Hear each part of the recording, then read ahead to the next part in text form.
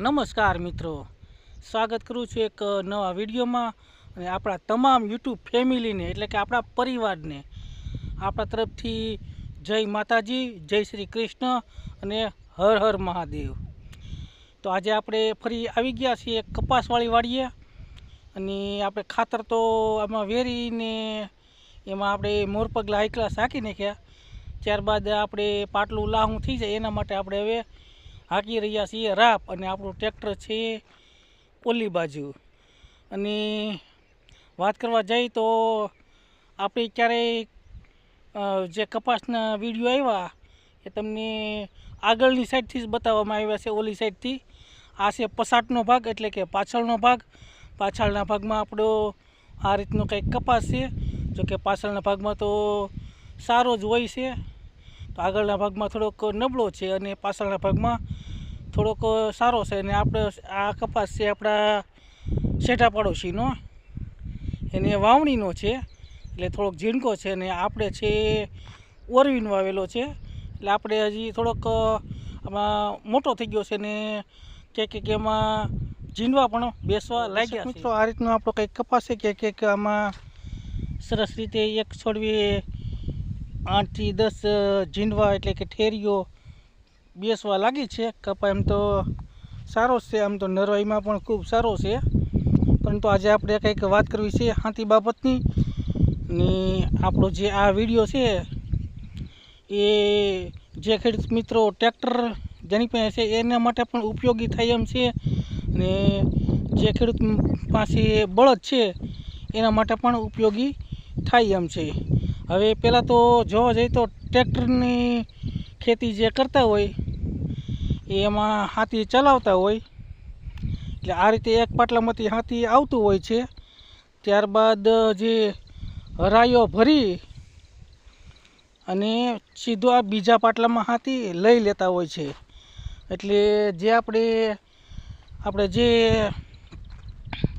વાત કરવા જઈએ તો આમથી આપણું ટ્રેક્ટર આવતું હોય છે એટલે અહીંયા શેઢે આવતા એટલે થોડુંક આટલી જગ્યા રહી જતી હોય છે હાથી હાંકવાની।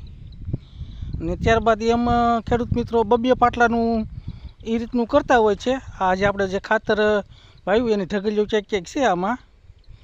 હવે વાત કરવા જઈએ તો આમથી ટ્રેક્ટર આવતું હોય એટલે અહીંયા થોડીક જગ્યા રહી જાય, આ પછી ટ્રેક્ટર આ બીજું પાટલું એમ જો આ પાટલામાંથી આમાં આવી અને સીધો ખેડૂત મિત્રો આ પાટલામાં હાથી નથી લેતો અને સીધું વળી જાય છે આ પાટલામાં, એટલે અહીંથી આ સીધો હાલતું ગયો હોય છે।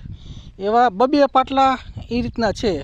એક ફેરી આમથી ટ્રેક્ટર અહીંથી આમ જાય એટલે અહીંથી આ લેવાતું ગયું હોય છે અને આમથી પાછો આવે તો અહીંયા થોડીક જગ્યા રહી જતી હોય છે। તો એમ દર વખતે એમ થયું હોય અને બળદવાળા ખેડૂત માટે તો એક મૂકીને એક પાટલું આવું હોય છે।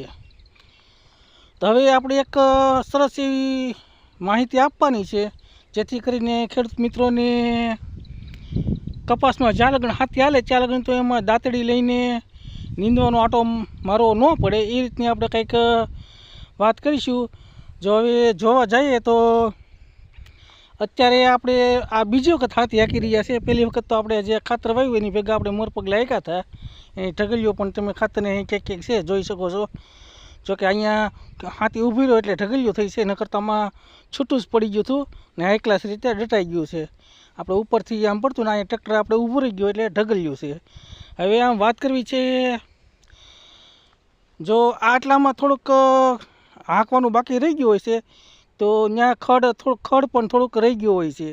જો આ રીતનું ઝીણું હોય છે એ થોડોક સમય મોટું થઈ જતું હોય છે।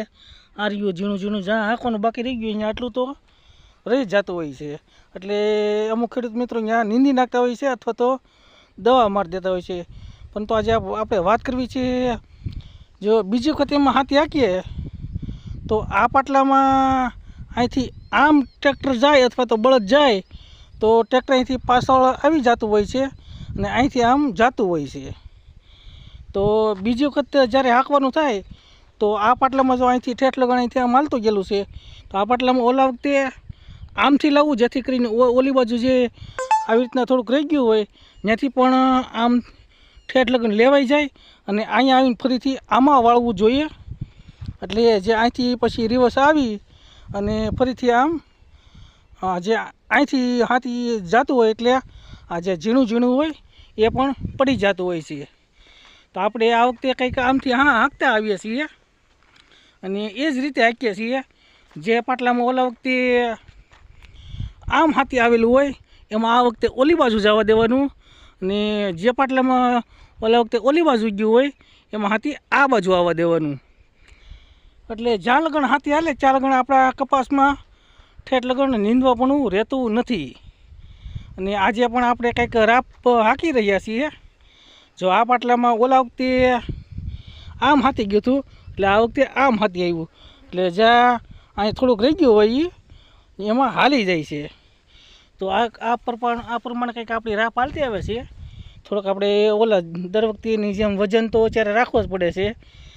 જોકે એક વખત ટોરાઈ ગયા પછી ટોર ઘડીક વારમાં ઉકળતો નથી, એટલે વજન તો થોડોક રાખવો પડે જ છે. દર્શક મિત્રો, માત્ર હાથી નહીં પણ કોઈ પણ જો કામ થોડુંક પ્લાનિંગથી કરવામાં આવે તો ઘણું સહેલું થઈ જતું હોય છે. જેમ કે દવા છાંટવી અથવા અન્ય કોઈ કામ. થોડીક અત્યારનો જે ખેડૂત છે એ અત્યારની જે યુવા પેઢી છે એ ભણેલી ગણેલી છે અને એ પણ અત્યારે ખેતી કામ કરવા લાગી છે. જોકે અત્યારે જે ભણેલી ગણેલી યુવા પેઢી છે એ જો થોડુંક પ્લાનિંગ કરે તો અત્યારે ખેતી કામ કરવું ઘણું સહેલું થઈ જાય છે.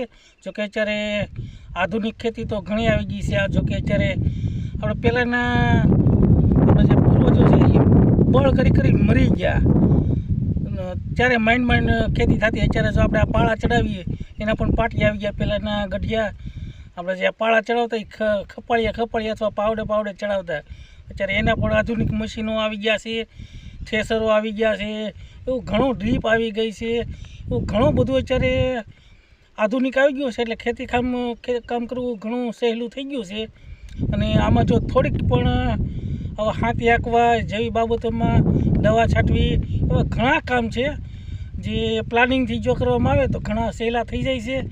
તો આ રીતે આપણે જે યુવા પેઢી છે એ થોડુંક પ્લાનિંગ વાપરી અને ખેતી કામ કરે તો સારામાં સારું એવો એનો સમય પણ બચી જાય છે અને કામ કરવું સહેલું પણ. મિત્રો, આ રીતે આપણે દર વખતે જો બદલાતા પાટલામાં આપણે જો હાથી હાંકી નાખીએ તો જ્યાં લગણ હાથી હાલતું હોય ત્યાં લગણ આમાં કપાસમાં નીંદવા પણ રહેતું નથી, અથવા તો ક્યાંક જે પાળે રહી ગયું હોય ને એવું હોય એમાં જ નીંદવા પણ રહે છે અને આપણું નીંદવું પણ ઉકળતું હોય છે.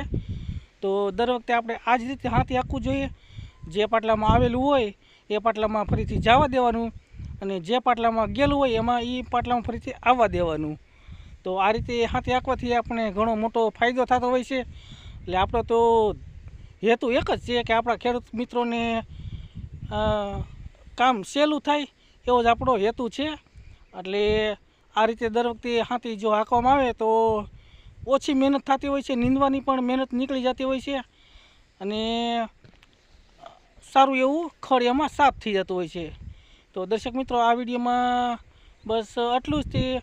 એક માહિતી નાની છે પણ ખૂબ ઉપયોગી છે. લાભ આમાં ઘણો થાય છે. આપણો એક દિવસનો સમય આમાં બચી જાય. તો ફરીથી મળશું એક નવા વિડીયોમાં એક નવી માહિતી સાથે. એક વાત નાની પણ ફાયદા મોટા. તો ફરીથી મળશું નવા વ્લોગમાં. ત્યાં સુધી રજા આપશો. જય માતાજી, રામ રામ, આવજો.